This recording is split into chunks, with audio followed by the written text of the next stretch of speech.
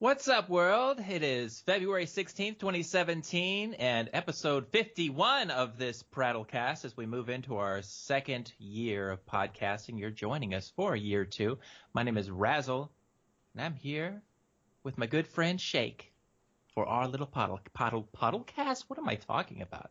It's our podcast. I'm not letting you redo that one. That's great. I like that though. PrattleCast. This is our PrattleCast. I like that. It Razzle sounds like called me a good friend too. I enjoy that. He's pretty mean to me. It sounds like a profession you'd have in the Middle Ages. I'm a podler. Well, it just sounds really close to peddler. Yeah, that's what it is. So if a peddler peddles, what is a podler poddling? Like, what do you poddle? If Casts. poddling was a thing, what is the act of poddling?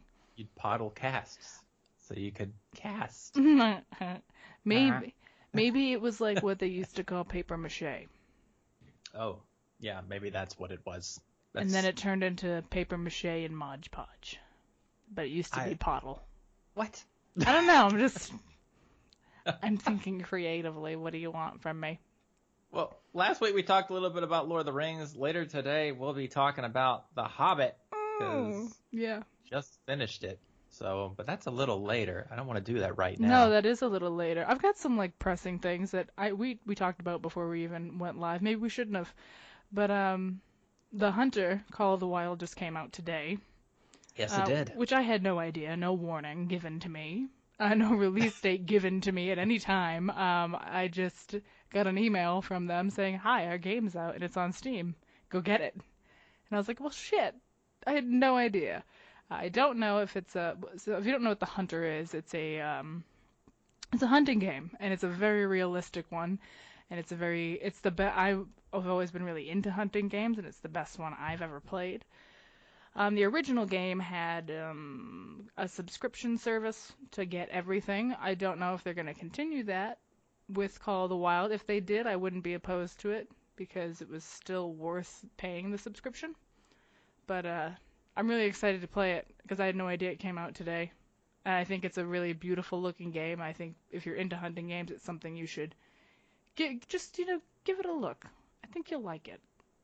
I think even if you're only like a Cabela person, because those games like aren't realistic at all, you still might like this one. You might just think it's really fucking hard, but it's a good time. Yeah, I beta tested it. It was okay. Yeah, I played so much of the original game, like I just know I want it. I just sat down by the lake, watched it for a while, and then saw a little animal across the way. Did you kill anything? Of course I killed something. What'd you kill? It must have been a deer. I can't remember. It must have been a deer. I killed something, and it was pretty big. Was it a musk deer? A roe deer? I don't know what it was. It was a four-legged animal. I shot it. It went down. It had 4 legs. Was it male or female? I don't know what it was. You can't tell the difference between a male and female deer. You think I'm going to sit around and look at it? One of them's got antlers. The other doesn't. Look, I just shot and I walked around my way. You didn't even go to get your kill and take a picture of it? Why would I want that? No, that's disgusting. You're a hunter. No. Mm-mm. Oh my God. That goes against my vegetarian beliefs. You're such a millennial right now. I can't deal with you. You're not allowed to play the hunter with those kinds of views. And another game that is, I had it pulled up here. We briefly discussed when we played the closed beta of Ghost Recon Wildlands. Okay. Yeah. Yeah. They're doing. My brain just disappeared for a minute. We're doing the open beta starts on February 23rd and goes to the 27th, but you can download the game on the 21st. So open beta 23rd to the 27th. You can try out the game. I'm hoping some of the bugs we encountered are gone. This is very frustrating, and I'm hoping the awkward. Well, I'm hoping the awkward spawning on the side of a mountain where you can't get to your objective goes away. Because that was disappointing to... I'd like it if the graphical glitches aren't there anymore, but we'll see what happens. Oh yeah, where your screen just blinks at you. Yeah, it just blinks at me. Hey, I'm just going to give you a wink. Just tell you what's up. Strange. Hey, what's up, girl? Just going to wink at you. Very awkward. Makes me feel very uncomfortable, actually, now that you mention it. Yeah. But there actually is something. We talked about the Super Bowl last week, and there's a Super Bowl story that came out this week.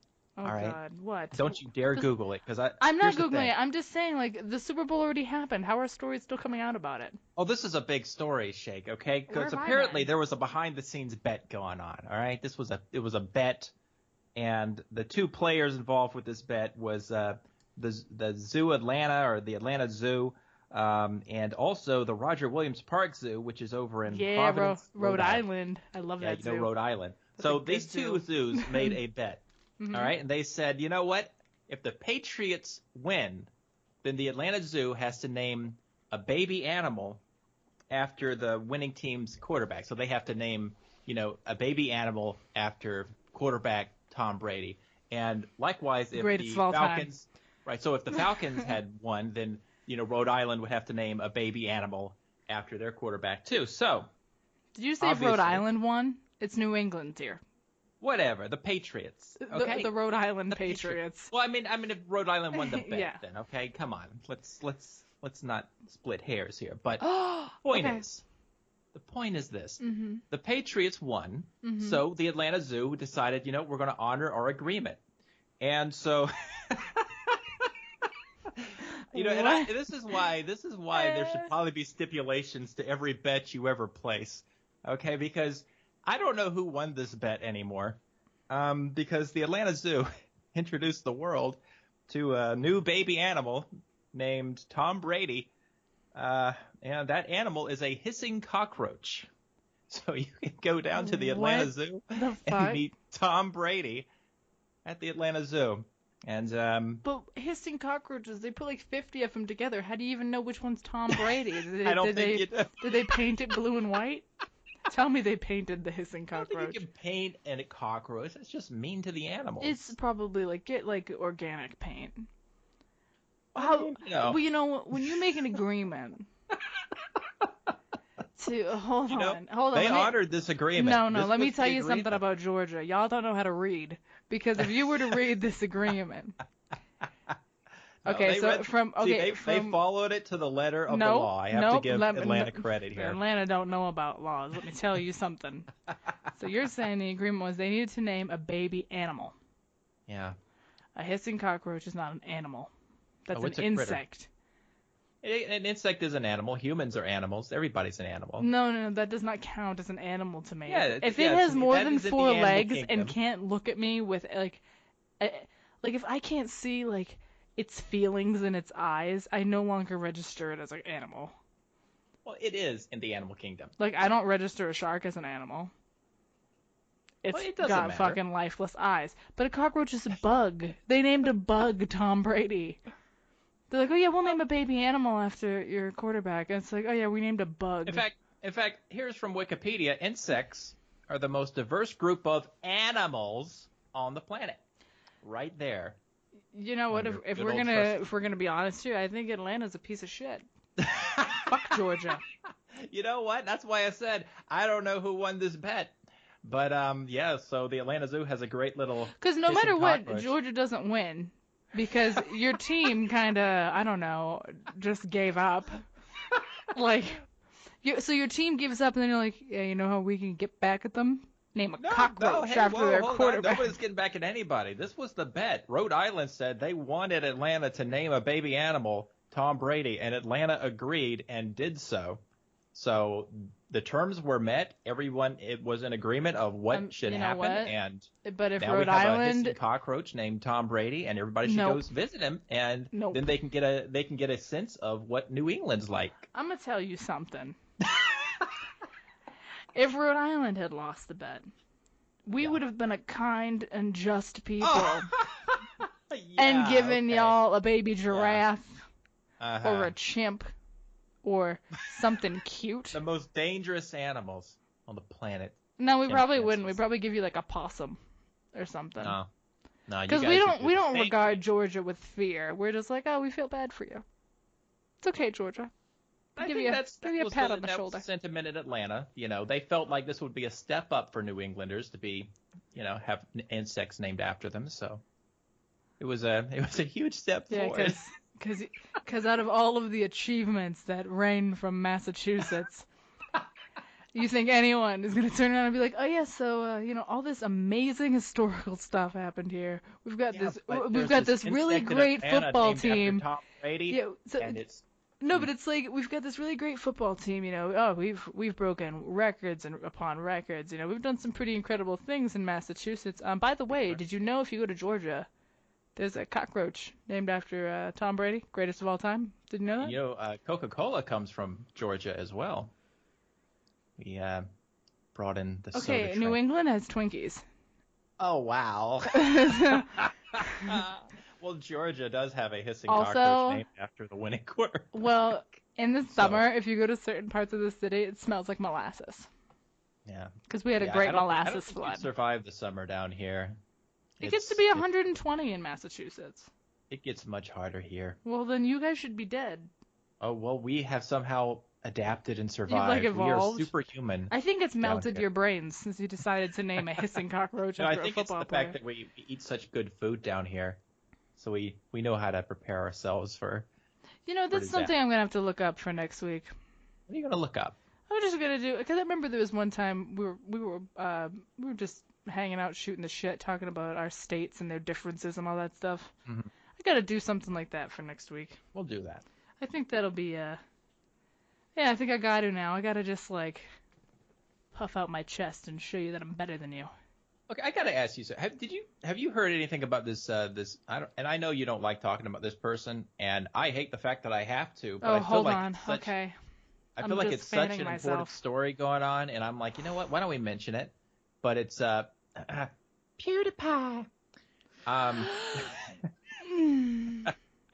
A part of your soul just died. I just actually forgot how to breathe.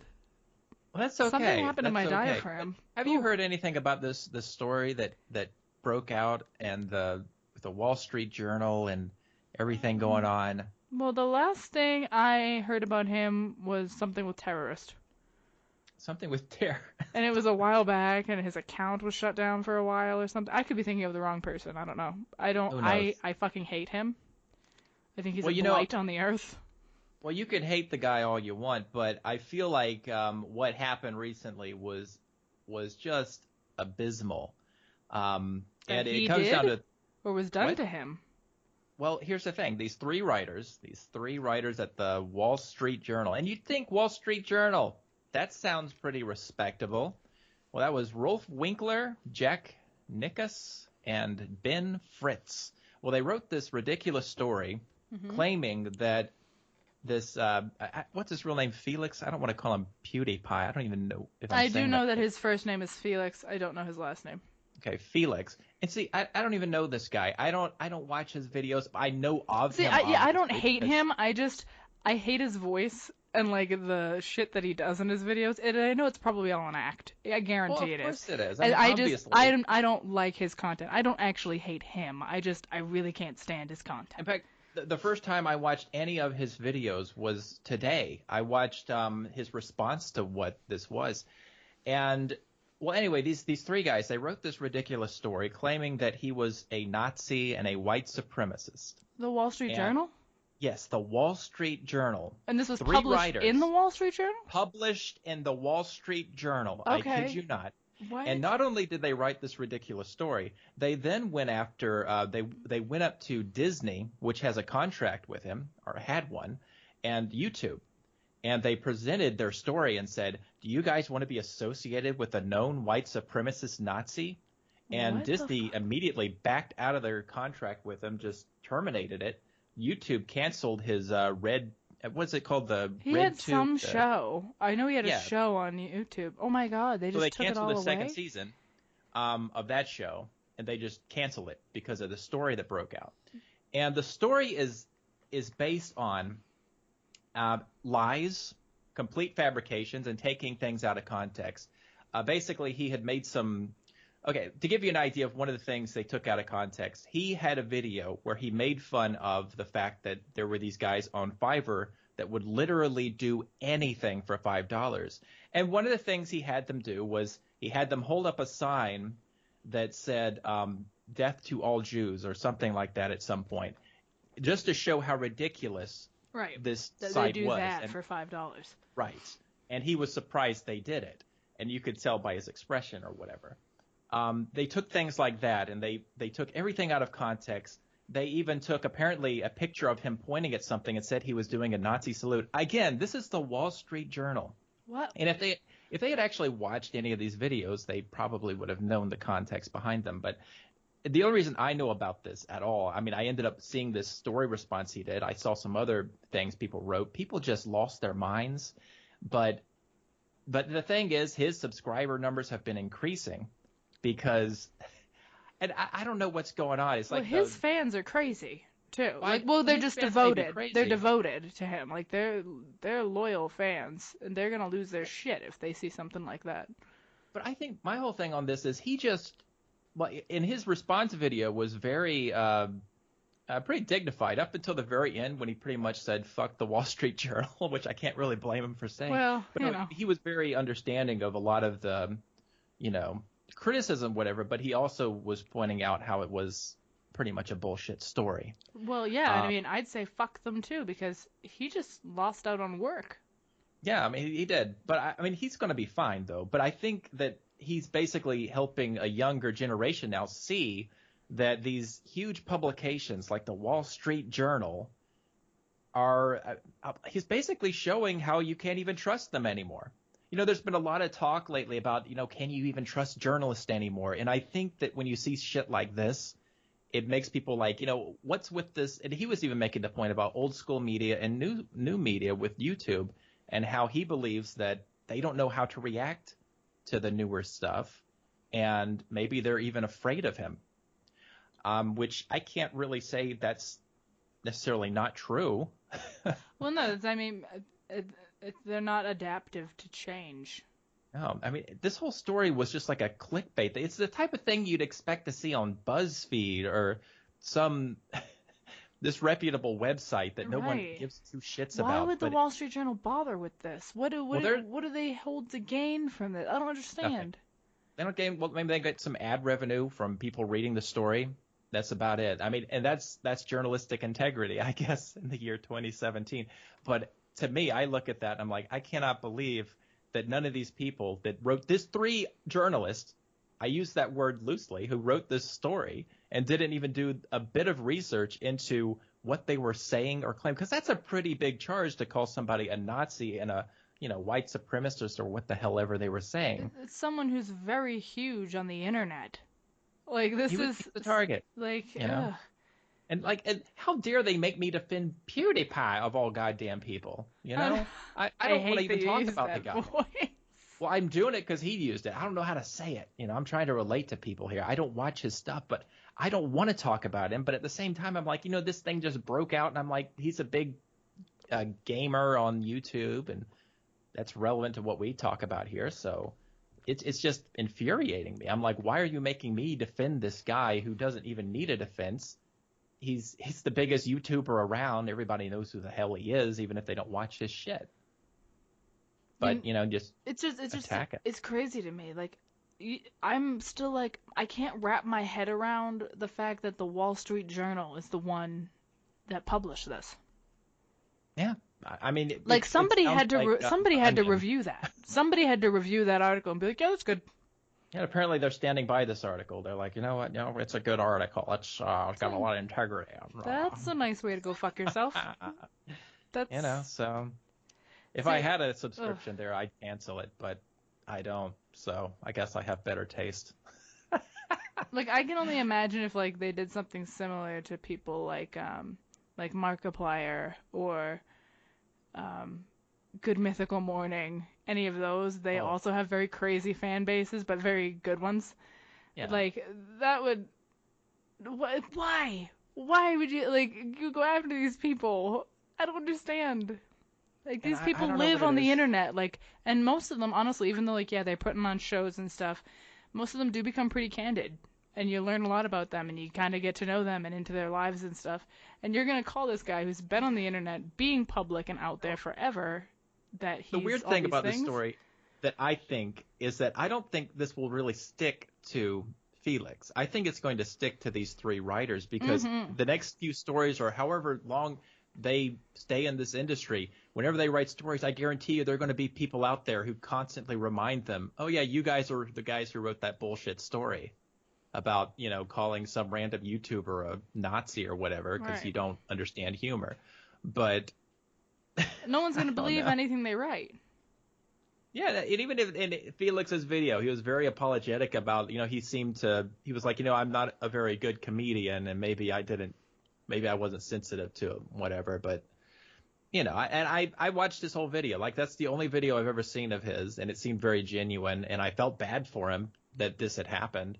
But the other thing is, and other people have brought this up, he's going to be okay because in a couple of months this whole thing will blow over, and he's an open agent, and he can take a contract with another company. He'll be fine. There's always going to be somebody who wants to get that ad revenue. Losing out on Disney, though, is bad. Yeah, it is. Like, I'm sorry, like, out of everyone to, like, be taken out of, like, losing out on Disney sucks. No, you can't blame Disney though, because you can't. They've got to Disney cover doesn't want to themselves. get in a fucking scandal. They're just looking after their interest. I don't blame them, especially in today's world. Disney's very quick to get themselves out of shit. Like, I've seen recently cases like of things that have happened at Disneyland and stuff, and they're super quick to be all over that shit and be like, no comment, we're dealing with it, goodbye. And I'm like, all right. But no, I just wanted to mention that because that was the story I read about today, and I was like, you know what, this seemed pretty interesting. That's insane. Yeah, it is insane, but it is reality. So I have I have something that might be old. I don't know. I just heard about it, and I thought it was like interesting. You probably already know about it, and then I'm just gonna hate myself. But okay. Well, do you know about the Subway lawsuit? I don't know. That doesn't sound familiar. That's why I'm saying it like that to see if you know. Apparently, Subway customers measured the foot-long sandwiches. I just choked on my... I see where this is going. Okay. All right. So there was a bunch of foot-long sandwiches measured. These $5 footlongs. You all know the jingle. Don't act like you don't. We've all been to Subway. Oh, yes. Subway's pretty good. I could go for some Subway. But anyway, the customers started to measure the foot-long sandwiches. Oh, obviously. Lo and behold, they are not a foot long. Oh, my. They are 10.5 inches long. Oh, dear. What will we do? So they sued Subway for the 1.5-inch sandwich that they weren't getting to eat. Subway had to pay out $500,000 in legal fees.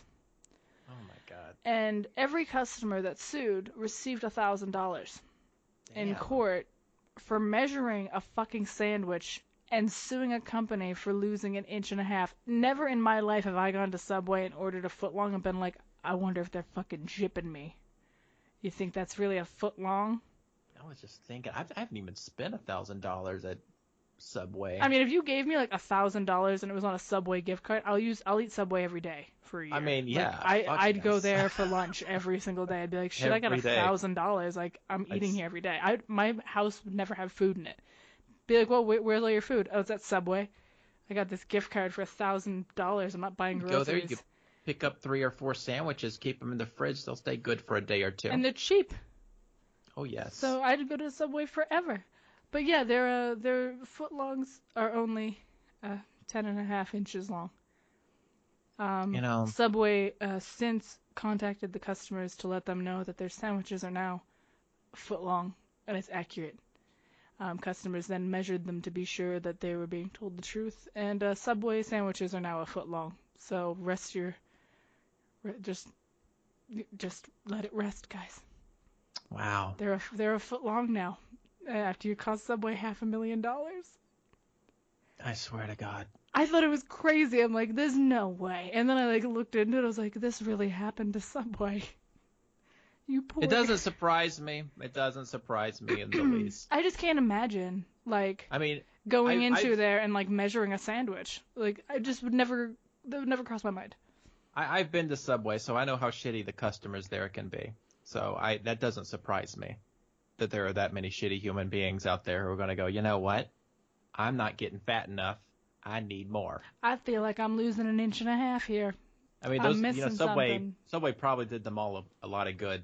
I mean, because you think about it, all those inches will eventually add up. Could have saved them some diabetes or whatever the fuck. Well, who knows? Subway was trying to be healthy, guys. They were trying to help you, and you just said fuck you. So now you got $1,000, and you're going to get more carbs, and you'll get fatter. See, that's like, I don't know. That's like, because that can be used anywhere. Like I've never gone to Wendy's, and they're always like fresh, never frozen, and like sat there and wondered, are they lying to me? Are they really all fresh burgers? Are they really never frozen? Or like when you go to McDonald's and they're like, real chicken, and I'm like, are they lying to me? Is it real chicken? What is the percentage of actual chicken in this nugget? What is that ratio? And there's people that are doing it. Oh, yeah. Like, that's fucking crazy. I think the only legitimate lawsuit I ever saw was what was it, the old lady who got the coffee from McDonald's? She had like third-degree burns. Yeah. Because they were a lot of people get that story wrong, too, because they think, some old lady spilled coffee and she sued. No. She almost died.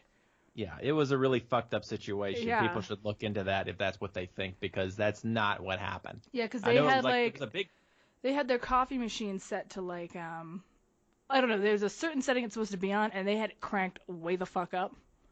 And to like a point where it was like unsafe, like really unsafe. Like the coffee machine shouldn't have even had that setting.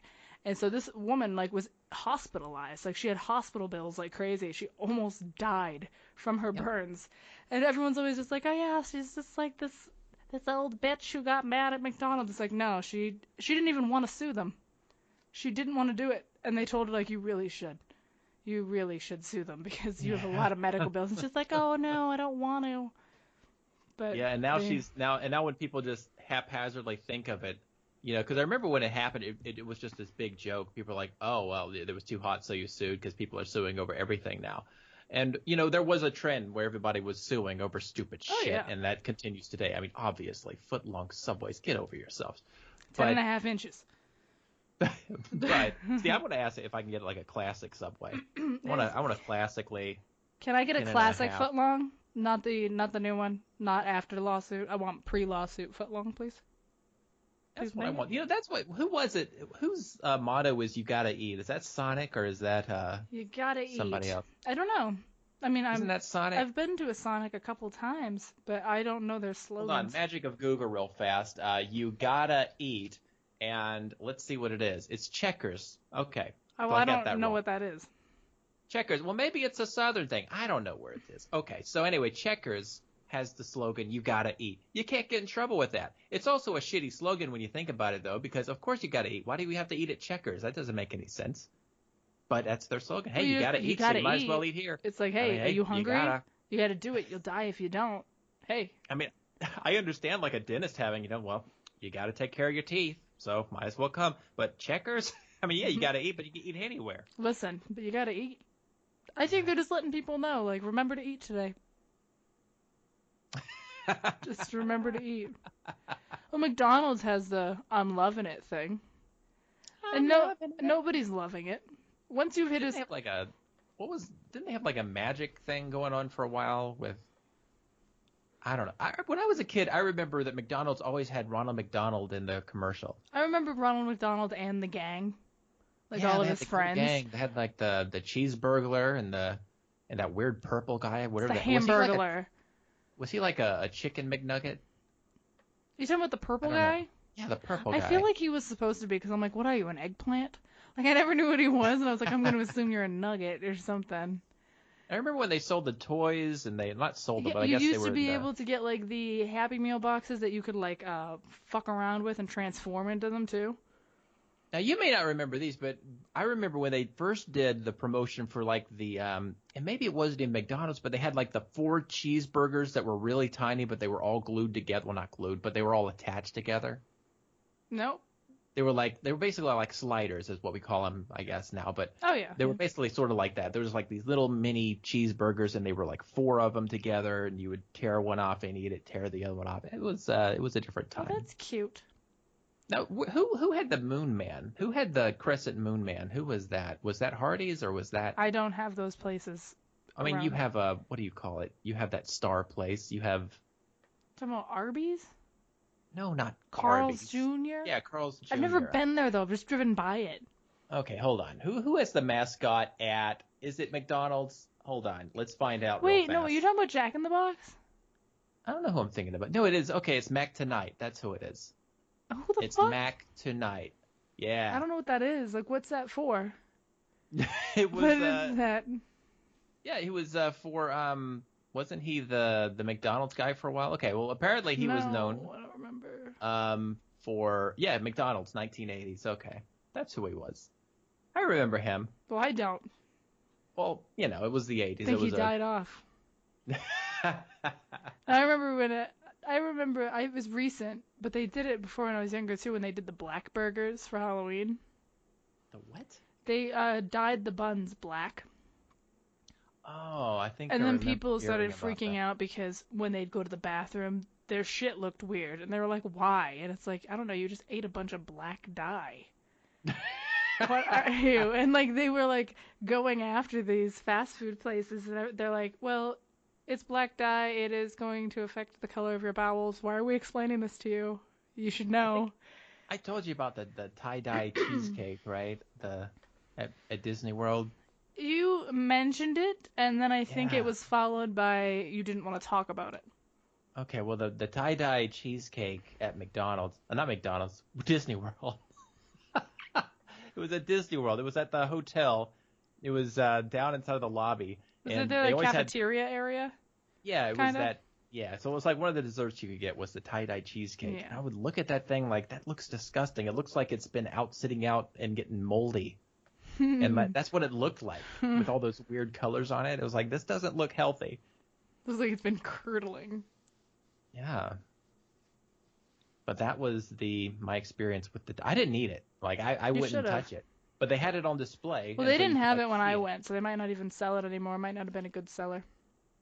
You know, maybe Could they have were trying to been- go with the 70s theme because it was Yeah, that's that what I was was the thinking. hotel with the 50s, 60s, 70s, 80s thing, you Yeah. know, so I was just gonna Yeah. say that like it's probably for your hotel specifically, because all of our desserts were like animation themed, because we were at the animation hotel, so it was maybe like they had different characters on them and stuff. that might be what it was. But who knows? Not me. But did you have anything else? That was pretty much all of mine, I think. Unless I remember something else. I had one small thing. They're making a new 24 show. Yeah, I heard about that. I'm really excited about that. I feel nothing because I never watched 24. I know you missed out. Because I always thought it was profoundly fucking stupid to have an episode of a show. Like, I remember, I know I sat through episodes of it, and you see a little clock ticking and stuff. Mm-hmm. And then I'd be like, what the fuck is this? And they're like, oh, it's so great. So every Yeah, it is. episode is an hour. And I'm like, what? It's like Yep. an hour long? They're like, no, it's an hour in real life. And I was like, so you're going to tell me a season of this show is like half a fucking day? No, a season of that show is an entire day because it's 24 episodes. Hence why it's called 24. 24 hours a day. Okay. So they do. Oh my God, I'm losing my voice. Hold on. I'm going to die. That is not good in the middle of a podcast to be losing your voice. Well, but- deal with it. This is real life, people. I haven't. Okay, so my story is I haven't had anything to drink since 6 o'clock this morning, and I had a puppy today, so I couldn't go to the store. So we started late because I needed to hydrate. I've drank almost a whole thing of Gatorade, and I still can't Drink it. get my voice back. It's fucked up. But okay, so I didn't know that it was 24 episodes in a season, so that makes sense. But seriously, the shit that happens in that show, you want me to believe that anybody is functioning like that? Like, that's a day in All right. people's lives? You haven't seen this show. Mm. Because if you'd seen this show, you would be of the mind right now. That show is so addictive and so good. Oh my God, bring me more. That show actually really surprised me. I ended up getting into it right around the time it had ended. So there was Typical. like, I guess the 8 seasons or whatever, and I ended up getting them on DVD because I was looking for something new to watch. And I stumbled across this, and I decided, you know what? I'll give it a go. I'm not sure if I'm going to like it or not. Right. and I ended up watching it, and I'm telling you, a season of that show, it is a show you have to binge it. You cannot. I don't know how people survive doing week to week. That show always leaves you on these great cliffhanger moments where you're like, I've got to see more. I've got to see more. And now, don't get me wrong. There was like 1 or 2 seasons in there that were kind of duds. They had good moments, but they were kind of duds. But there were some really phenomenal seasons too. I loved that show. So I'm really excited they're bringing it back in a way. So is season 2 like day 2? Okay, no. These With the events? show, they fast forward through time a bit. So like the first season's here, and then I can't remember if the second season was like a year later or a different amount of time later, because the actors are going to age. I mean, that's just that's just the nature of things. So you can't have it as like 8 days in a row. No. But each season is its own independent day. It's just that they take place at different times. They might be a different set of time in between each episode. So Okay. multiple years are covered and such. Okay. But it's really good. I guess that makes more sense to me. I always just thought, from the outside looking at it, it seemed really stupid to have a whole season be a day. Like, I don't know. It just sounded dumb. It might seem that way, but the way they did it and the way they wrote it, the only thing I remember having any type of criticism about it was in just how amazing. Oh God, what's the guy's name who's the star of that show? Kiefer Sutherland. Kiefer Sutherland. I'm a big fan. His character, Jack Bauer. In fact, one of the things I remember now is that when Mass Effect came out, they mentioned how they wanted you to feel like you were Jack Bauer in space. I didn't know what that meant at the time, but I do now, and I see that now, because Jack Bauer is a very interesting character. I'm not going to say anything about him except this, and that is he has this incredible way of whenever he's on the phone with somebody and they're like giving him like information, he doesn't have to write it down. I've always kind of noticed that, like they'll be saying like, okay, yeah, their number is so and so and so and so, and he'll be like, okay, and hangs up and calls the person right away.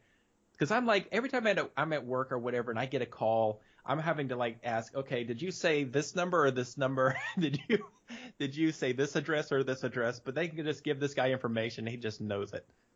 So well, that's what I remember. Yeah, I'm not good at that stuff. I'd be like, hold on, I need to write that down. What's that address? Shit. That's most TV shows anyway. Like most TV shows do that. It's always bothered me because I'm like, anytime I'm on the phone with somebody, I'm like, okay, slow down. Tell me that address again. Let me repeat it back to you. Yeah, let me repeat it back. Make sure I got it right. Did I spell this right? Okay. But yeah, I noticed it with that show. All right. Then I guess, I mean, I'm a big fan of Kiefer Sutherland. Mm-hmm. So I'll check it out. You should. Outside looking in, it sounds like a dumb idea. Like, you know what I mean? Like it just seems stupid.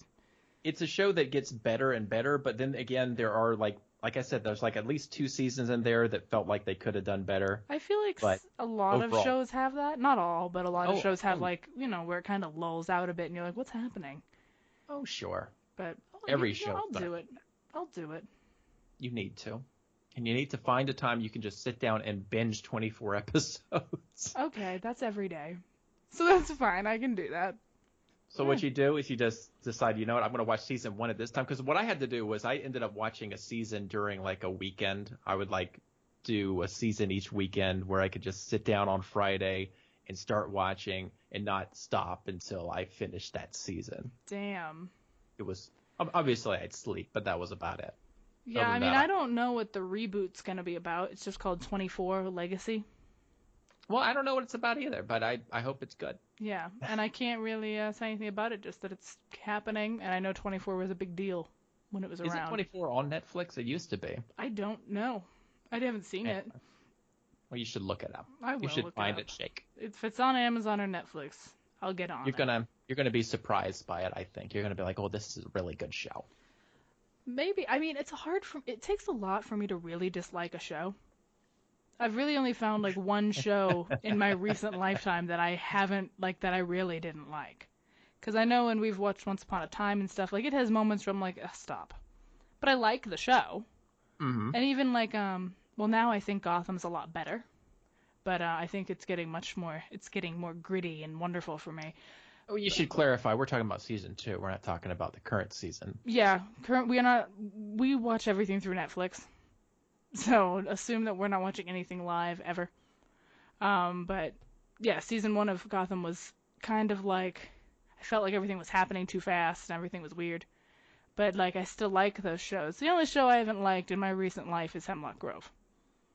Yeah, it was And that's it. a dud.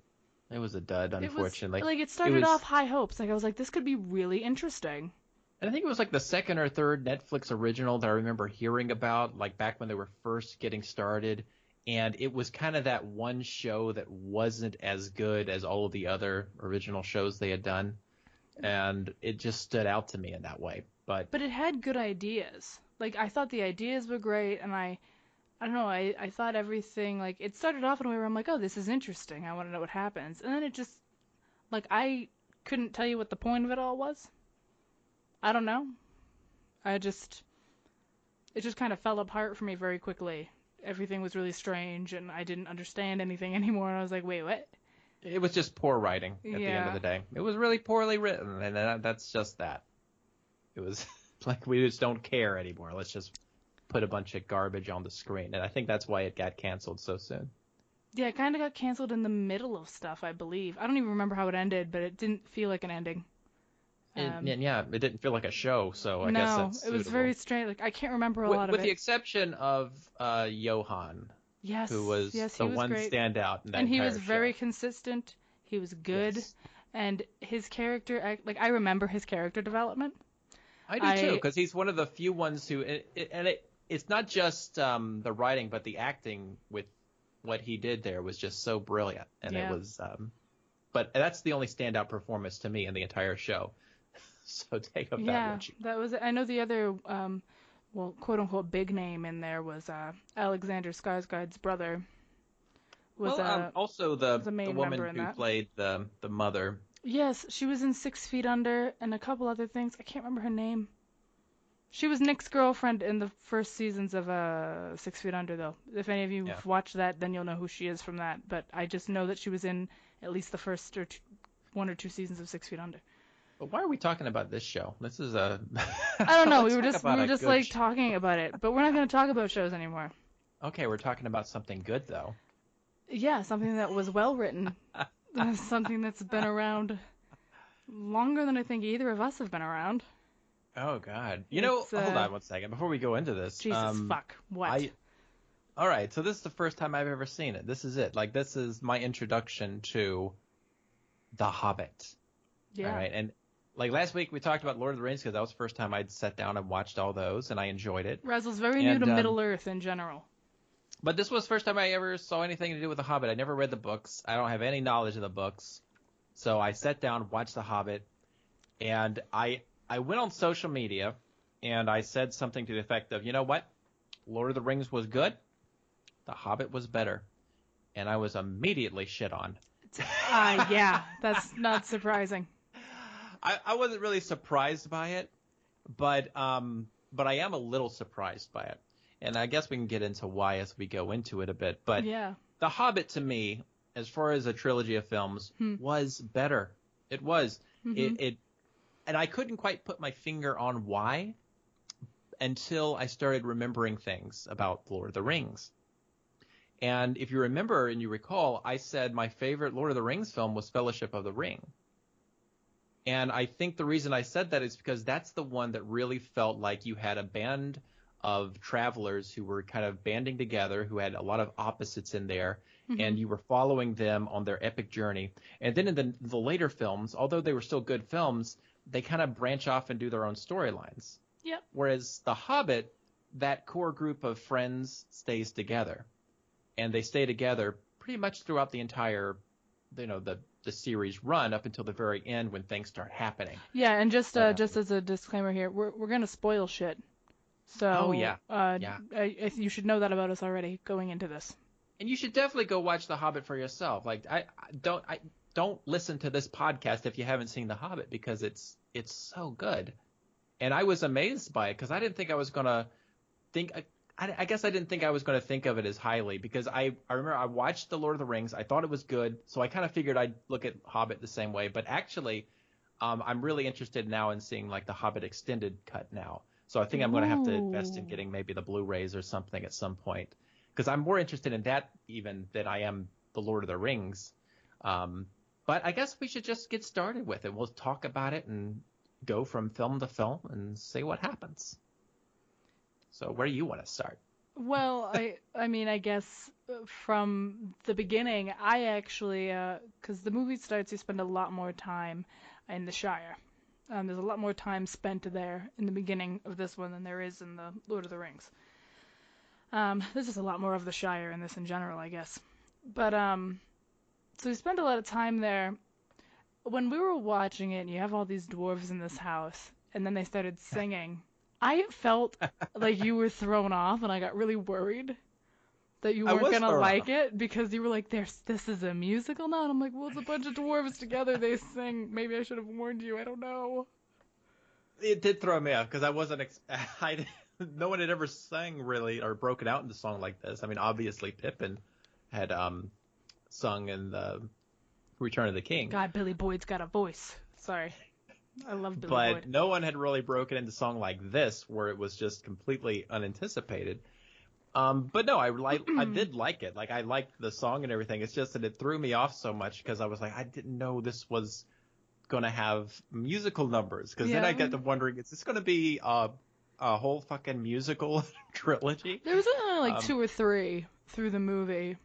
I didn't even notice anymore. That was the only one that I recall. The only one after that, maybe there was just 2, but it was also in the Shire when they were sitting around the fire, singing that song. Well, Thorin's singing it, and then they all started joining in. It's the Misty Mountain song about them going on the travel and going there, and it's kind of dark, like kind of letting you know that things are gonna get bad. But I remember when I first saw it, seeing them sing. Like, they had introduced all these characters in a way where they all seemed very rough and tumble, and you just didn't picture them singing together and acting like that. And then I was like, wait a minute, what the fuck's happening here? And everyone's breaking into song and doing dishes.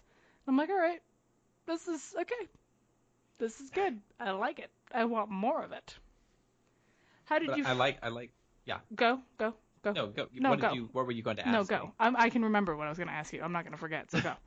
No, I was just going to bring up Gandalf real fast. Yeah, do it. Well, I'm a bigger fan of Gandalf the Grey than Gandalf the White, so I liked that we got to see more of Gandalf the Grey.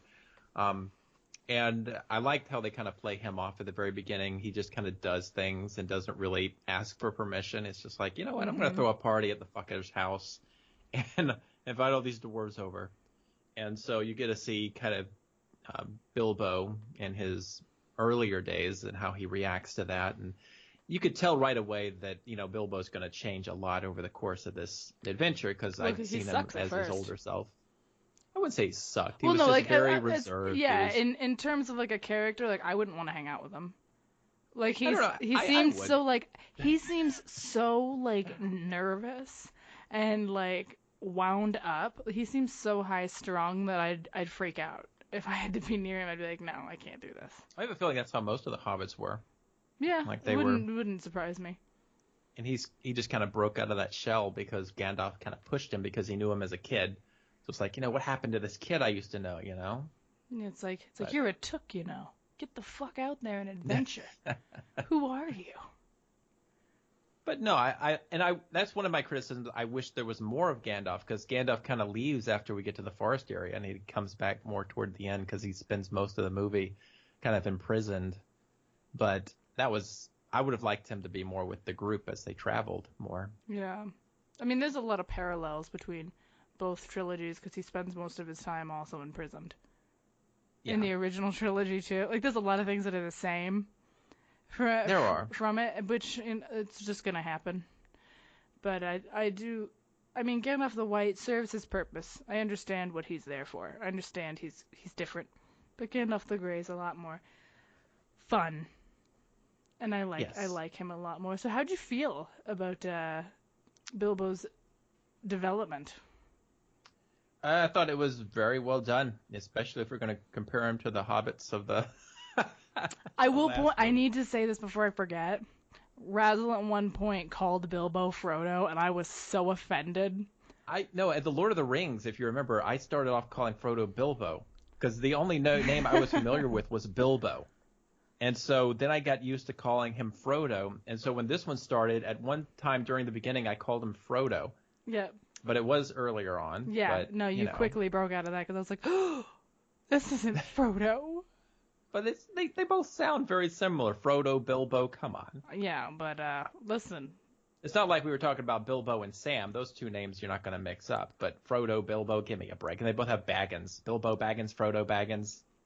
I mean, we could have done a better job naming these characters. I put them in two different categories, my friend. Well, they are in two different categories. Frodo Baggins is a terrible protagonist, and Bilbo Baggins was a wonderful protagonist. I don't feel like Frodo was even a protagonist. He was just like a hindrance to everybody's existence. Oh, no, he is a protagonist by the definition of what a protagonist is. It's just that he's a crap one. Oh, yeah. No, he is by definition, but he's just such a pain in the ass. Oh, he is. And Bilbo, like... Watching these again, because I saw them when they originally came out, and I never even saw the last one, so this is my first time seeing the end of everything.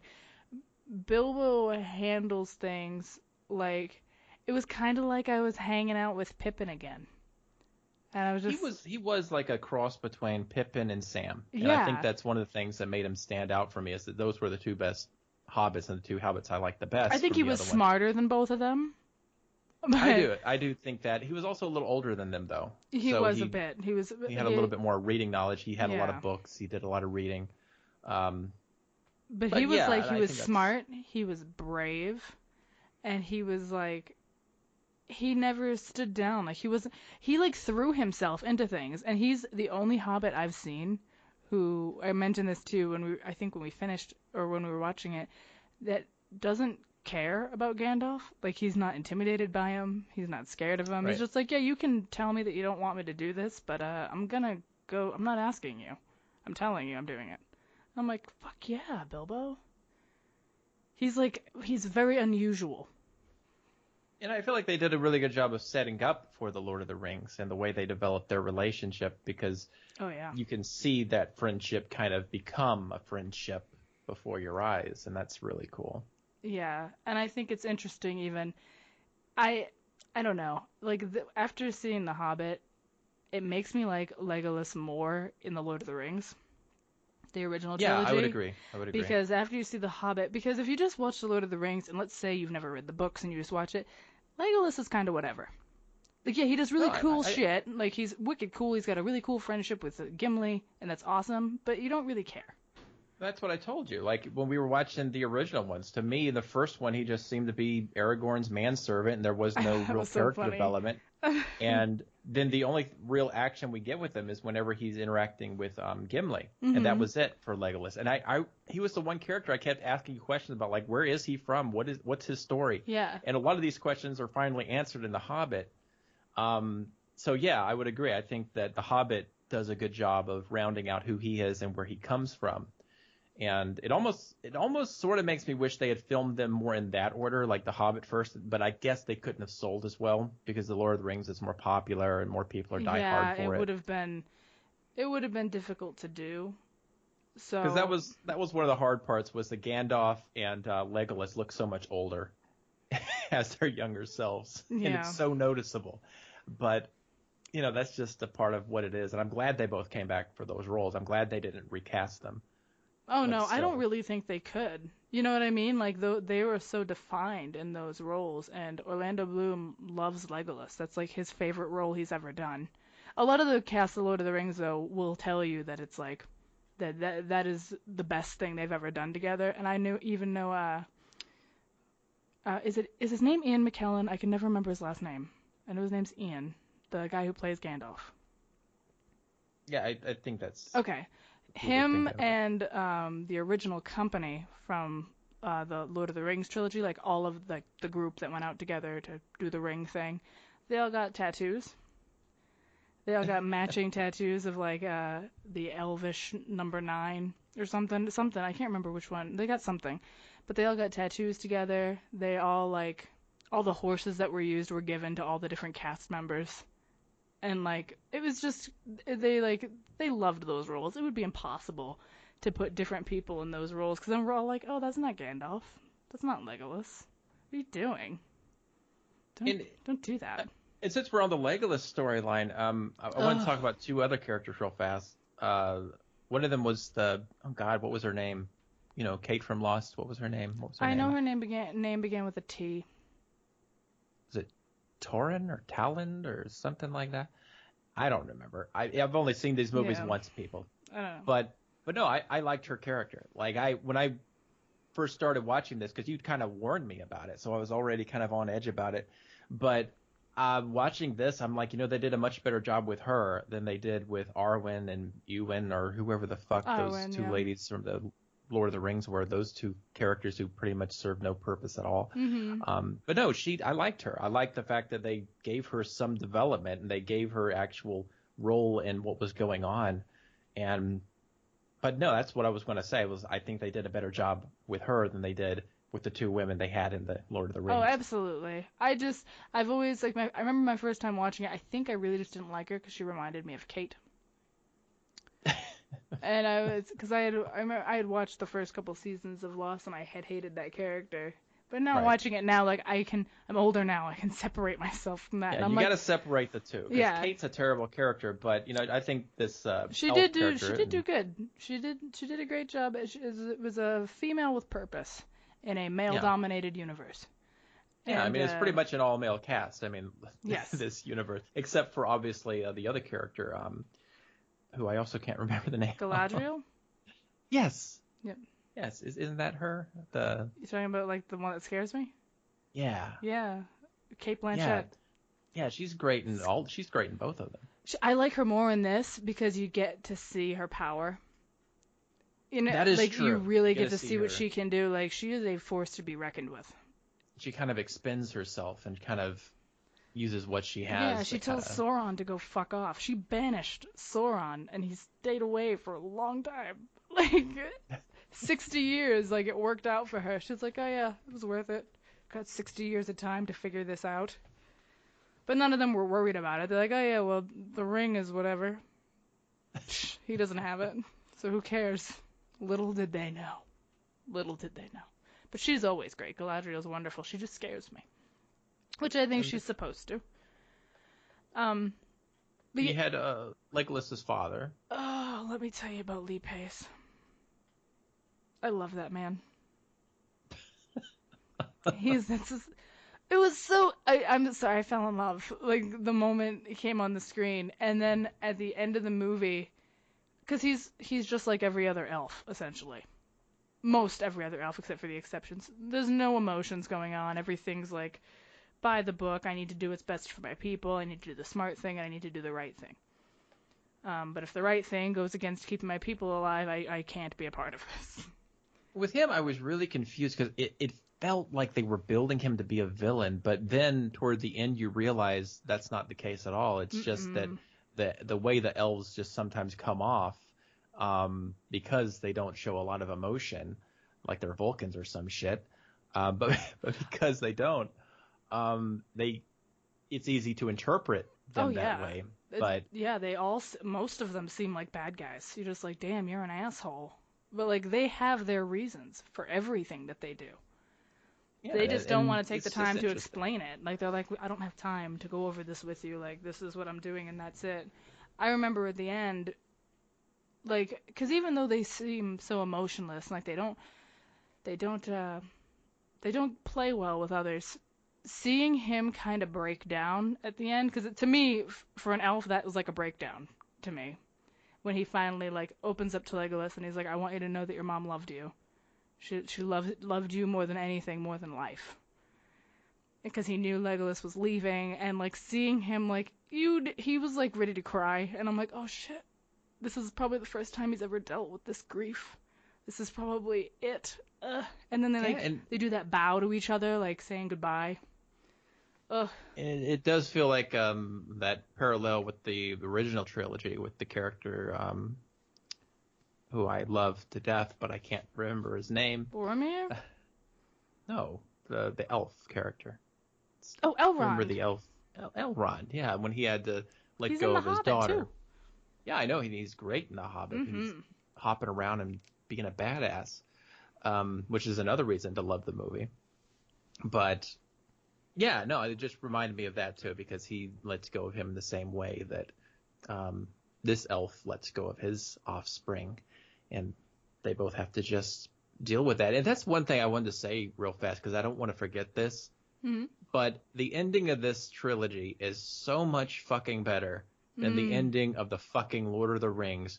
The Lord of the fucking Rings, which for whatever fucking reason decides, you know what, we did this great thing. Now let's just depress the hell out of people for no fucking reason at all and leave it at that. Okay. Well, the fucking Hobbit actually ends the way a trilogy of films should end. And that's one criticism I have of The Lord of the Rings that I can't get over. And I understand if they had to follow the books and maybe the books are this way, but The Lord of the Rings ending is so fucking depressing that it's hard for me to want to go back and rewatch it from start to finish because I know how it ends. Yeah. Whereas The Hobbit, I'm like, I'll probably watch it again next year. I'll probably watch it again next year and do like the extended versions just. I haven't even done those. And if I did watch Lord of the Rings again, it would be after The Hobbit because I feel almost like I should have watched it Hobbit then Lord of the Rings because of the way it sets it up. But that's I had thought about it, but I was like, no, it needs to be done this way because I don't know. There was something special about it when I went into The Hobbit and they introduced Gloin, and you know immediately that that's Gimli's dad. Yeah. And I was like, oh god, that's Gimli's dad. He talked about him. Like, he talked about his dad. Oh my god. And then you see Legolas. And then you see Legolas already meet Gimli in the photo. He's like, what is this mutant? And Glenn's like, that's my lad, Gimli. And then Legolas is like, I see. 60 years later, that's his best friend. And you can see how Gimli was raised by this man because they're the same. They're not the same. Well, but no, but they so share similar. so much. Yeah, they're like, oh my god, like you know that's his kid. It's like, yep, you are Gimli's dad. I think it was you who said that Legolas has to do a ridiculous thing in every movie, and that's true. Am I wrong? Especially at the end, he did like the last movie. He did like 3 or 4 ridiculous things, but like climbing up the stones as they're falling, riding a troll around. When he was climbing up those stones as they were falling, that's when I literally laughed out loud. I could not hold that in. Like, it was so ridiculous, but I was like, you know what? It's fine. I'm loving it, but it's so ridiculous. It was kind of like that moment with the guy swinging from the vines in Indiana Jones. Yep. I mean, it was ridiculous, but I still loved the film. Well, yeah, because in Lord of the Rings, he had to do the elephant trunk slide down and kill the elephant. And, Gimli was like, that only counts as one. And then he had to climb on the shield and go down the staircase shooting arrows. He's hopping on dwarves' heads in this. He's crazy. It's Legolas, and it's just what you come to expect from him. And it's kind of, I don't know, like, I feel like the way we watched it is the right way. Because then I love that reveal at the end of The Hobbit. Like, you already know that Legolas' father is kind of getting him started on the journey that's going to take place. Because he's like, oh, you have to meet this man known as Strider. And you have to figure out his name for yourself. And I'm like, oh, shit, Dad. You're starting some business here. But yeah, go. No, go. No, you because go no, time. I didn't know. I was gonna ask you a question. I've already forgot what I was gonna say, so you asked me a question. How did you feel about our company of dwarves? I felt like it was a good, strong, diverse group of individuals, and I can't remember a single one of their names. I think it was it Balin or Balin that was the older one? Yep. Balin. We found his dead body in Lord of the Rings. Yeah, that's which sad, is but really depressing because I never caught on to that the first time around, and then I was like, no. But he was he's that older, wiser one who is clearly the one who can look at things from all sides, and so he's the one that you'd want to have by your side. Then you had, I don't know any of their names, but you had like the bald one who reminds me of a Grumpy from Once Upon a Time. I believe you're talking about Dwalin, because he was at the end of the movie with Keely and Feely and Thorin. He's the one that went with them. He's kind of like the warrior type. He questioned the king at some point toward the end. Well, yeah, because he went up to him and he's like, what are you doing? He's like, who are you right now? Yeah, that's Dwalin. Dwalin's my favorite. And you had like all these great characters that they're all very different. And then you had obviously the dopey of the group, that guy who I can't think of his name, the young one. I don't know his name either. He's just there. And, and then you had the brothers in there who were the two who didn't really have the dwarf nose. They just looked like Well, smaller Feely humans. kind of was growing the dwarf nose almost. Like his was getting bulgy. But Keely just looked like a cute guy. I figured they did that just because they were trying to build up the romantic arc that they were trying to build with the elf. Which I would have been fine. Like, I get why they do that for people, but I would have been okay with it if he looked like a dwarf and she just fell in love with him. Like, why can't she fall in love with a dwarf that looks like a dwarf? Just saying. I know. I mean, it didn't. I don't think it would have mattered. I could fall in love with Dwalin any day. I would. Then you had their leader, who is one of the most God damn it. paranoid human beings, or not human beings in this case, I guess a dwarf. But just one of the most paranoid characters in the entire series of films. And at the end, I didn't know what they were going to do with him. Like, I'm like, are they going to kill him? Is he going to become a bad guy they have to face off against? But, I'm okay with what they did, where they have him kind of confront that madness and actually conquer it and go on to do a heroic thing. Right, which is more than can be said of anybody else in his family. That's true. He's the only one who's been able to do that. Because I was very confused when he drops the crown. I'm like, are you dropping the crown because you've gone batshit insane? Or because you're like, no, I gotta do something? I wasn't sure. Because he's so... I feel like Thorin is a man who's always moving in slow motion. And he's so fucking dramatic about everything. And he drives me crazy. I'm like, what are you doing, Thorin? All the time, like, what are you doing? And he's like, every time Bilbo's not there when he's, like, supposed to be, he's like, oh, he betrayed us. He left. Yeah, he just immediately always Goddamn jumps to that one hobbits. conclusion. Like, and then everybody's against him. He's, like, watching all this bad stuff happen. He's like, no. It's like your cousin's out there with a dwarf army fighting people, and you're just gonna sit here? Yep. That's what I'm gonna do. That excited me the most about the third movie, is finally seeing an army of dwarves. Well, I was going to mention, like, the third movie is the best battle sequence of all 6 films. Yes, like, it is. I would agree. Having watched all 6 of them, I'm like, you know what? That one was so much better than every battle from Lord of the Rings. Like, you could put all of the battles from these series together, and the battle at the end of The Hobbit tops them all. You have that army of dwarves, and then these elves who come out and start fighting side by side with the dwarves against this army of orcs and stuff. And it's just so well put together. I loved watching it from beginning to end. And I usually don't like long battles in movies, but this one because I didn't really like the long battle in The Return of the King. I was just kind of like, well, this is okay, but I'd rather see more story. Yeah. And, they intertwined some comedy in there with obviously Gimli and Legolas. But with this movie, I really liked watching the battle. Just watching these dwarves fight these orcs, because you don't really see that ever. But I thought it was really well put together. The whole story they were trying to tell with that battle, and all the different players, and how they were the enemy of my enemy. So let's team up and like this greater enemy. Oh yeah, because everybody had a reason to fight each other. Yep. And then, like, I remember, like, I got goosebumps because I love good battle sequences. Like, if it's done right, like, I get really excited, I get really into it.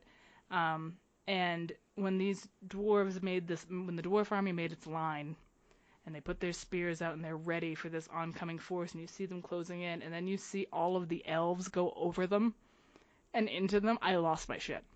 I was like, oh my god, yes, this is amazing. Because, like, they hate each other. And the elves are like, fuck it. We gotta do it. Like, we're a part of this now. We don't have a choice. But I loved it. That dwarf army. That was amazing. I loved it.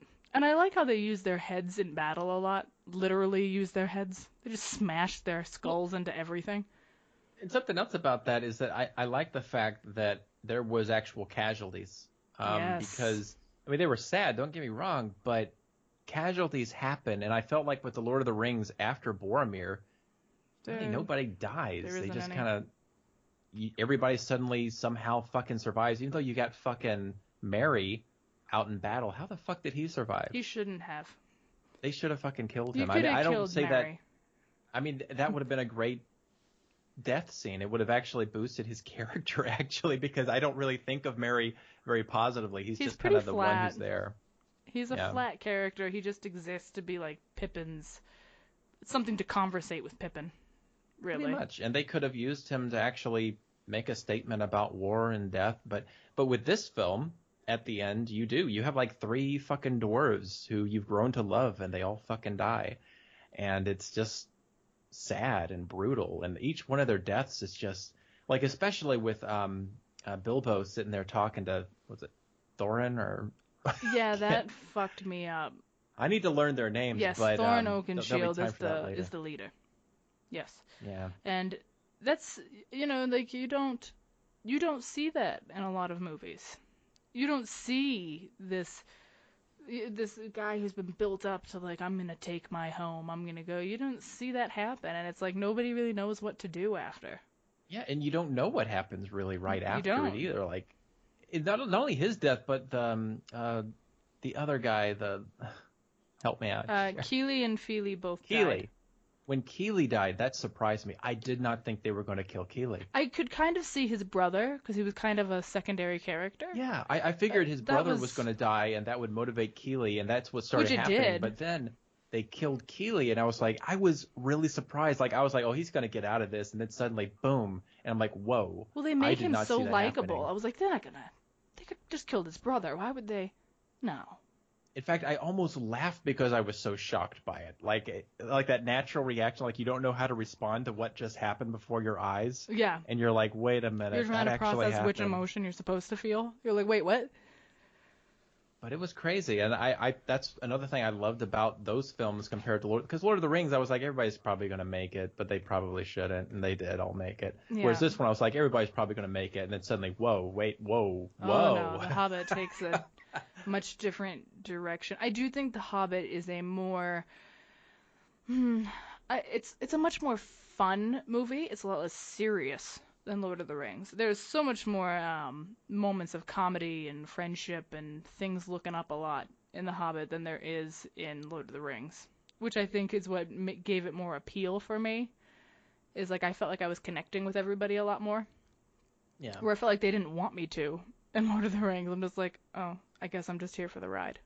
But which is fine. They had some over-the-top characters, like that ridiculous guy that follows them around at the very end, who used to be with the mayor or whatever.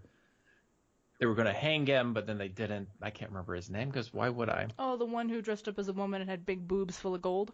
Yeah, him. Like, he was a little over-the-top. I could have done without him, but most of the other characters, like the dragon. We haven't talked about the dragon yet. Yes, I mean, come on, yeah, dragon. I wanna get to that one last. Because we haven't brought up a character that I actually think kind of changed things for Lord of the Rings. I can't remember his name. Fuck. It's Luke Evans, though. Oh, him. Okay. Bard. I couldn't remember his name. Like Bowman? What is it? Bard. To me, he made humans relevant. Yeah, he did. Like, he was a human that had struggle, and that I liked him. Whereas, like, all the other humans, it's like, whatever. And there's, like, a lot of room for him to fail.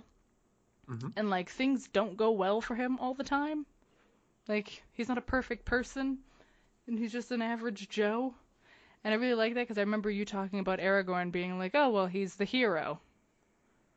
Like, he's gonna be king, he's the heroic guy, he's courageous. Because he is. I mean, he's just, like, he doesn't really have any weaknesses. Even though he has a love interest, it's not used as a weakness. He's just going through the motions. He's like, yep, I'm going to summon this army of the dead, I'm going to do this, I'm going to kill you people, and I'm going to take my crown. Whereas Bard's just like, I want to protect my family, so I got to get rid of this dragon, and I got to help everybody, I got to try. And he can't, because so many people die. Yeah. Like, that does not go well at all. It's much more realistic. The way they portray humans in The Hobbit. And I liked Bard. I thought he was a good character. I mean, although I could have done without humans entirely, I would agree that they did a good job with his character and bringing humanity back into the, It just made them relevant in the world to me. Like, whereas in Lord of the Rings, it's like, yeah, we know you're here. But whatever. Everybody else is cooler. But he made them matter. So, yeah, Luke Evans was good to me. So now we have to get on to my favorite thing. I love this dragon. What's going on with Smaug? Who? Smaug. What? I thought you said snout. I was like, yeah, whoop. what's going on with your snout? Oh, wow.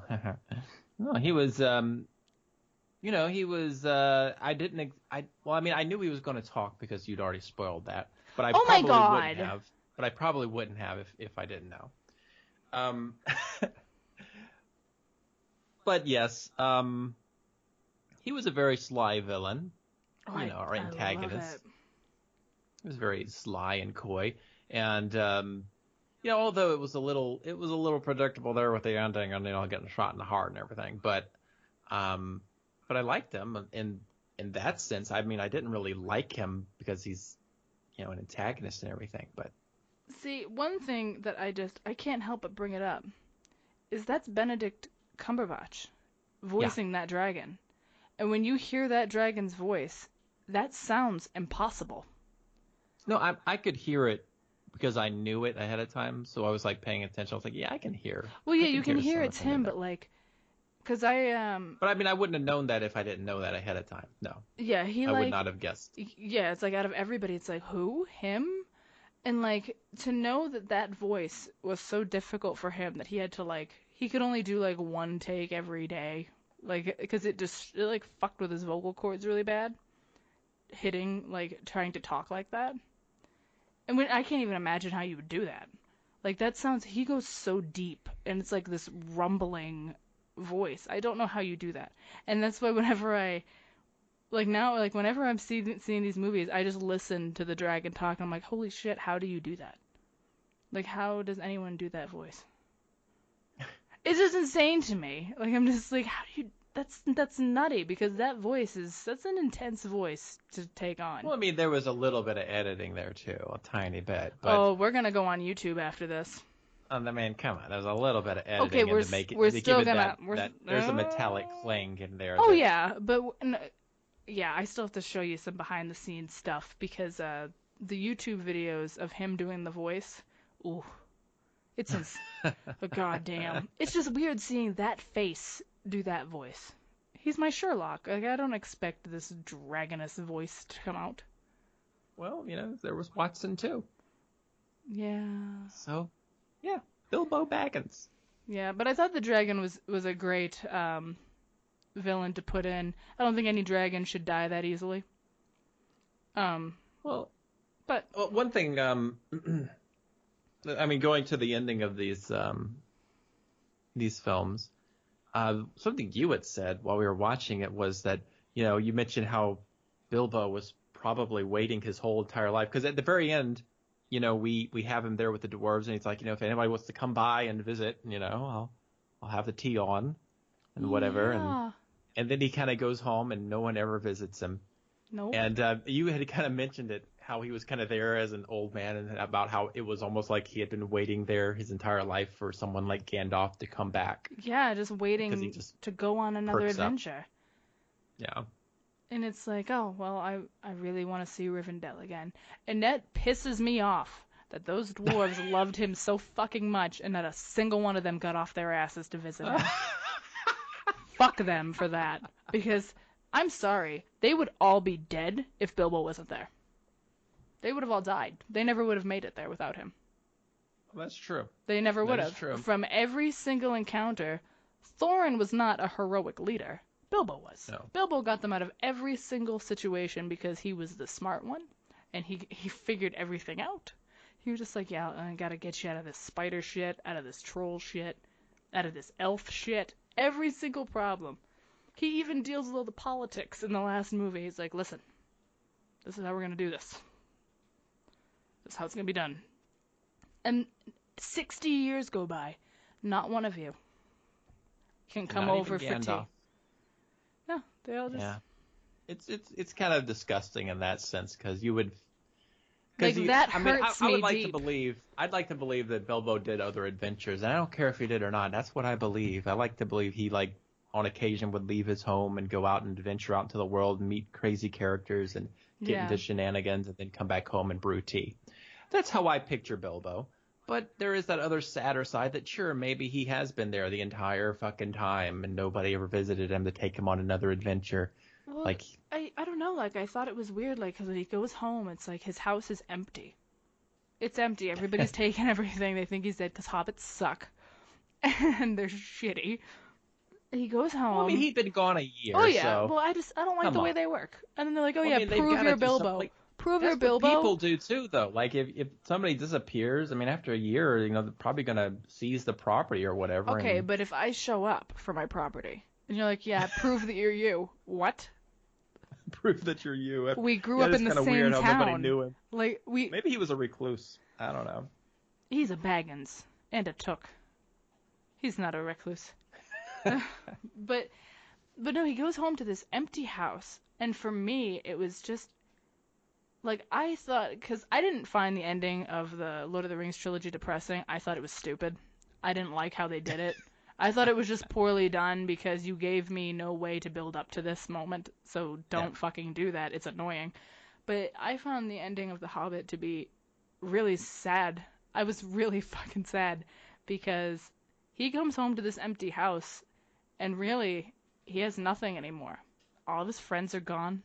That's not how I saw it. They found their homes. He's back home, and it's like, is Hobbiton his home anymore? Well, I mean, I think that was kind of one of the things, though, because you think about it, like the dwarves are rebuilding their home, and in a way, he's rebuilding his home too, because he's a whole new person now. So he's got to redecorate it with new ideas. It's almost like the old Bilbo is gone now, because they took all that stuff out, that stuff that represented who he used to be, and now his home can be filled with his adventures and filled with the new Bilbo and just who he wants to be now. I don't know. I don't know. I guess I could take it two different ways depending on how I look at it, because knowing that nobody ever comes to see him makes me feel like his life is empty. Well, I mean, and the other thing is we don't really know if nobody came to see him, but also you have to remember this, like at the very end, I didn't see him looking really sad. It looked like he was actually very satisfied. It looked like he was finally a self-fulfilled person who had, almost in the same way that Sam was at the end. Yeah, when he's just like, I'm back. Like Sam was perfectly happy to be home and he's content with where he is in life. And the only difference being that Bilbo didn't really have a family, but he did have extended family, as we know now. And he probably tried to inspire Frodo, and that was a godforsaken. Why the fuck did you do that, Bilbo? No, that wasn't Bilbo's fault. That's Frodo. It's like that was just a waste of Bilbo's time to even bother. But, Yeah, I don't know. Because I don't feel like he could feel at home because he's not accepted by the hobbits anymore after that. He's regarded very strangely by everybody from that point. So, but maybe that gives him. Yes and no, because remember at the very end, because he lives for a very long time. He lives well past his prime, and so he's entertaining kids and everything with his stories, and people know of his stories. They probably think he's odd because hobbits like to keep to themselves, but even so, he's still a part of the community. He's still a big part of the community, and that's very obvious at the beginning of the Lord of the Rings, anyway. So it seems to me like he's doing pretty okay, but. What do I know? Very little. Yeah, I don't know. I guess I can see it both ways, but I just thought it was so sad that he's. Well, it is if you're looking at it like that. Yes, it is. Okay. Well, I've got some other things for thought here. So do you think that Thorin was in any sense a heroic leader and that his actions, like, throughout make him deserving of his death at the end? Well, the thing about him is he's the reason so many of those dwarves went out there. They went to follow him because he was their king. Without him and that piece of the puzzle, they never would have gone out to seize their homeland again. So he definitely had a purpose. Now, he was very paranoid, and he was very bitter, especially with the way – and you have to look at it from his point of view, too, because he grew up in that world. He grew up being royalty, and then it was all taken away. He watched the elves essentially turn their backs on him and just walk away. he was blaming them then, and he watched his father or grandfather die, and so he's had a pretty rough upbringing, and then Gandalf gets in his ear and is like, we could do this, we could go there, we could get this done, and so I feel like all these things together kind of eventually help him become the person he was meant to be, but he certainly isn't there in the beginning. And like everything else, it's about a process of becoming someone new. He overcomes that madness. He eventually does come to a point where I think he respects Bilbo, probably holds him in a higher regard than he did anybody else. And so do I think he's deserving of a heroic death? Yeah, I do. I think he is. I think that it was probably the full circle of how his family kind of rose and fell. And at the very end, you see that with Balin kind of mentioning how he'll be remembered in song and all this. And Bilbo's like, it's not really my way. But that's how the dwarves will remember him. So I think he is deserving of that death, because if he didn't have that death, if he wasn't a heroic figure, then it would have been much worse for everyone, not just himself. Well, they build him up in a way where, like, you really don't want to like him. Oh no! Through the movies, I didn't like him very much at all. He's not I guess I can't call him a bad person, but he's just not friendly. And like, yes, it is very courageous that he wants to go and take over his homeland and fight a dragon, but his biggest failings are, I guess, a problem that all dwarfs face, is that they are very arrogant and they have far too much pride, but he has more than any of the other ones around him. He is like far and beyond everybody else. Like, where everybody else can be arrogant, he's pretty bad. He's also the one who's fallen the furthest. He's gone from being the guy that was going to take over the dwarven kingdom to just some random guy. And of course he's going to be bitter about that, and it takes him a while to get over that. So of course he's very suspicious of outsiders, because think about his history with the elves. So he always believes people are eventually going to turn on him, so therefore he always keeps people at a distance. See, but even with that said, still you have all these human beings who died so that this dragon could be killed, and he was completely ungrateful for it. He didn't care. Of course he was. He didn't give a shit. He was like, of course not. He's like, whatever. Because, look, I don't like the guy. He's definitely self-centered. But what I'm saying is, from his point of view and a part of his psychology and such, of how he got to be there, was all based on how far he had fallen. No, so of course that's understandable. He didn't see what other people had done for him. He didn't care about paying them back, probably until the very end. And that's when he... Yeah, because he totally lacked gratitude and empathy for other people. Like, he was just like, whatever. And granted, he was under the madness and whatever, which he does eventually get out of, which I was glad he did, but at the same time I was like, for a long time I thought he would just be overthrown and killed, and I'd be fine with it, because he was turning his back on people, breaking his word, just doing all the things you don't do. He was becoming a total Robb Stark. Oh yeah, but like, I don't think I could consider him a hero overall. No, I don't think he was. I don't think he's a hero. I think but you asked me, do I think he was deserving of his heroic end? Oh yeah, and I do. Yeah, he definitely was. He redeemed himself. He apologized. He told everybody that he shouldn't ask them to. He's like, and you don't have to follow me, but will you follow me one more time? And of course they all did, because they're dwarves, and it's what they do. I think he was definitely deserving of that, and to be regarded as a hero in songs and tales. Sure, let him have that. But as a person, like, he didn't even have the capacity to formulate or execute any plans. He couldn't do anything on his own. No. He was fucking out of touch. He had a one-track mind the whole time. Yeah. And a lot of it was based on revenge and just... But revenge, I guess, is the best way to put it. It wasn't about necessarily rebuilding something. It was about, let's get revenge on everything who slighted us. And that's how he kept his mind. I know people like that in the real world, so they walk around like the world owes them a favor, Yeah. But I think it's super interesting that it's like hobbits have been switched around entirely, and like this band of dwarves needs this hobbit to get through. I think Yeah. that's so great to see that switcheroo, because in Lord of the Rings, like, you kind of got a bad draw with that hobbit. Frodo isn't the hobbit we deserved. No, he's But, not. because And it's weird because I, like whenever I play like the older games like Baldur's Gate or whatever, I always usually like playing like the halfling hobbit type characters. Or if not them, in like Dragon Age, I usually would play the dwarves or whatever. But I always like those types of characters. So obviously, I'm really drawn to the Hobbit and everything it brings in. Like Bilbo is a type of character that I think I would have liked playing in one of those RPGs or whatever. But yeah, I kind of like that about him.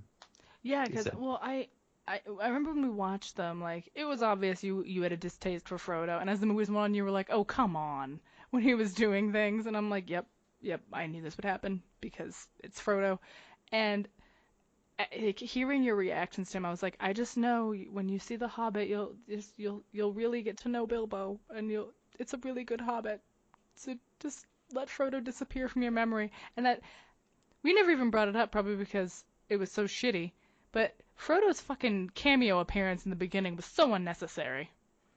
I liked it. We I didn't didn't think need that was you.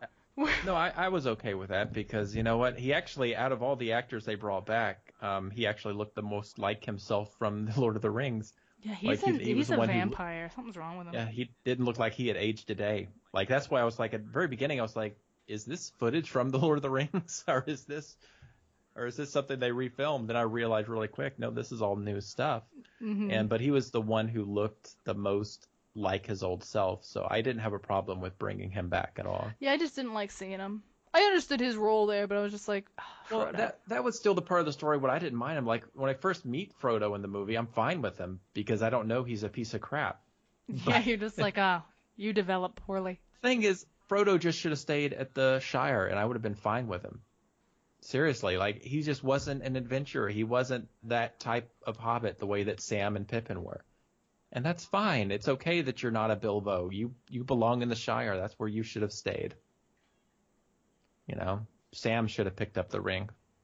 Oh God, if Sam had just had that damn ring, you know how much quicker it wouldn't have taken a damn year to do this. It took a fucking year to do this shit. God damn it. I mean, I feel like it. No, how long did it take them in The Hobbit? It wasn't a full year. That journey wasn't that long. It was. I know that's. No, they said it was about a year because I think at the Was very end it? when he gets back, they were like, he's been gone a year. Oh yeah. I guess it was. Because they were getting rid of all of his stuff. But yeah, about a year. It's a long journey. It's an unexpected journey, and that's But yeah, it. I loved those films. Like I loved all of them. Thought they were all really good. They are. I mean, and I still love the original trilogy. Oh, I'll watch that's it what I was going to again. ask you. Why don't we close on this? What? So tell me why people don't like The Hobbit. I need to know. I don't know what it So- is. I assume there's something I don't know about, and I'm like, okay, well, that's just that. Basically, there's this thing. If you were to tell somebody that you like the Hobbit movies more than Lord of the Rings, you're gonna piss off a lot of people. Oh, I already know that I did. See, but I'm surprised you decided to do that. Because like, I don't know well, what's going on in the world. what did, I'm judging them as films, and as films, they were far superior to the Lord of the Rings. I'm sorry, they just were. I think they were just better written, and characters were better put together in The Hobbit. Yeah, and they did a that's better a job. huge part of it. Yeah, they. Okay, so tell me Well, is it- first of all, what did this person say anything pertaining to why they were upset about your choice? nobody said anything like that. Oh. It's just I got that general sense. Like I posted that, and based on the 2 comments on that post, I was like, okay. You could sense it. the bitter tenseness there. Like just one of who them are was you? just like LOL. Oh. You know, and I go, okay. Yeah, okay. LOL I says get it it. all there. So it's like, oh really? Like, I thought I was joking, or they That's were trying cute. to show that that's a cute joke. Yeah, with you're the hobbits. funny. Or Okay. the other one was go ahead. Lord of the Rings sticks much closer to the books. Granted, yeah, they change things. They have to for the sake of a movie. They keep things out for the sake of a movie because there's some things that you don't need to see. There's a lot of rambling in parts of the books. But they do a really good job following it, and they did it as good as they could because they wanted to impress fans, and they wanted people to watch their movies. By the time The Hobbit came out, I think they realized they didn't have to do that as much this time. So although it does follow the book, it is much more loose. And there's a lot of things that do and do not happen that piss a lot of people off. Okay, tell me some. Like it's like stupid things like when Thorin dies, he was either supposed to or not supposed to have his sword. That's like a big one that I hear all the time. Like they're angry about all these technical little bullshit things. They're like, oh, he's supposed to have his sword, but Bilbo gives it to him. Okay, let me just try to cut through all of this really fast. Is there any reasons other than gripey, nerdy stuff? If you're an asshole and you can't appreciate a film for what it is, and you're just like, this needs to be 100% by the book, you're not going to like The Hobbit, and you probably shouldn't like Lord of the Rings either, because it's not 100% by the book. Well, here's the thing. Like, I kind of understand that argument. Like, people who were really big into the books and they feel like The Hobbit is completely different than the book. I understand that. But it's not. That makes sense to me. It's really not that. Like. Oh no, I'm not saying it is, because like I said, I've never read the books. But one thing I did do a little research on was I learned that The Hobbit, as it was originally written, has been changed quite a bit. Mm-hmm. Like even by the original author, because he wanted to add in some things from the Lord of the Rings to kind of help make it bigger. He was working on the universe up until he died. He wasn't done. That's what I'm getting at. Is that I feel like The Hobbit as a book has been a book and a story that has been evolving over a long period of time. So in a way, it almost seems justifiable to change things up or to make it more film friendly, so to speak, or whatever. If they had kept it by the book, it would have been a shitty film. I don't think that's kind of what I was going to ask. I don't think it would have been as good of a movie. I really don't, because you can't always take a book and turn it into a movie and it's going to be good. Some books shouldn't be movies. Some of them are just better to be left alone. And I think if they didn't take their own liberties and just go their own ways with things, that it wouldn't have been as great as it was. Because I think, honestly, I'd like to believe that they saw some of the mistakes they made in Lord of the Rings. Because it's not a perfect movie. Neither of them are. There's mistakes in both. But like Lord of the Rings is such an impersonal trilogy to watch. It's hard to attach yourself to people. It's hard to care about a lot of things in that. Whereas in The Hobbit, it's like I feel like they really made an effort to be like, we want you to immerse yourself in this world. We want you to love these characters, and we want you to be here for it. Like we want you to be on this ride and care about what happens. And that's one of the things I was going to say too. As far as movies, I mean, that's one of the things that stood out to me about The Hobbit is that I do feel like I understood more of what was going on. It did not seem overly complicated. I was able to understand and grasp the concept of what they were doing. Yeah. A lot more than I could with The Lord of the Rings.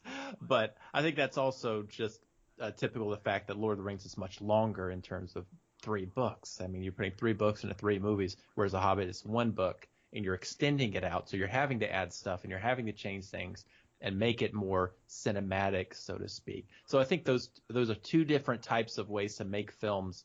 But I do like what they did with The Hobbit. What I was going to say was I can understand criticism, though, if it was the type like with The Lost World, because the Lost World book is so good, and they take 2 scenes from it and shove them into the movie The Lost World.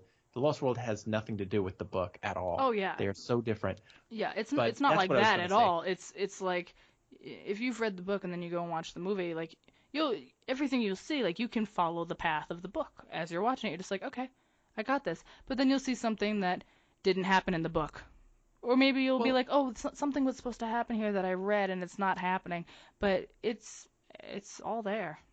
Well, if there are any Tolkien fans or nerds or whatever they want to call themselves out there in the world that happen to have made it this far into the podcast, first of all, thank you. But if you did, we do have a speak pipe, I believe, that you can tell, or at least tell me, some of your legitimate gripes, because I just may not be aware of it. I admit I may be completely ignorant of what. Yeah, I'm curious to hear it too, because I don't have any I'm not trying to crap on anybody's opinion here at all. I'm just giving you my opinion based on someone who has no knowledge of the books at all. I was just judging them as films, but I'm sure there are some great reasons out there why people think The Hobbit is so bad, because I know there's a sentiment out there that believes this because I have encountered it, but But even so, I'd love to know what it is, more so than just a LLL comment or something like Yeah, that. Give me LOL, some, like, look at you. give me some information that I'm completely ignorant of. But you're more than welcome to do that. Yeah, we have the SpeakPipe at speakpipe.com/the PrattleCast, I believe. I feel like I've I never believe said it that's before, and I correct. said things out of order, so now I'm all fucked up. Well, you know Um, what? You can start over. There's no shame. yeah, I already said it. And you can also, if you don't want to talk, you can email us at theprattlecast@gmail.com. We also have Twitter where you can just like yell at us and tell us we're wrong, which is at the Prattlecast. Our personal Twitters are at ShakeZillaTV and at Razzle_Dazzles. We stream together every Friday or Saturday. This week we're doing Friday. It'll Yes. be 5 p.m. Mountain Standard Time, 7 p.m. Eastern Standard Time. We're And playing Lord what of the are we Rings, playing? Yes, we War in the North, which we forgot to talk about. We'll talk about it next week. Yeah, we got plenty of time. We just started it. I'm a dwarf. Razzle's a ranger. And it's a good time, so you can check that out on our channels, twitch.tv/ShakeZillaTV and Razzle_Dazzles. Those are our respective names. We also have a Patreon page. You can donate monthly to the streams or podcast. Regardless, it's going to go to both of those things. And you can donate as little as $1. You get perks. You get some stuff. Depending on the different levels, look at the page. You'll see. You'll just get different things. You'll get something no matter how much you donate. But it all really helps us out. This is a long one this week. Not that long, but it's long. But that's all we got for you. Thanks for sitting with us as we kind of tear apart The Hobbit and talk about it. Middle-earth's a fun place, so we're happy to share it with you. Until next week, be nice to each other.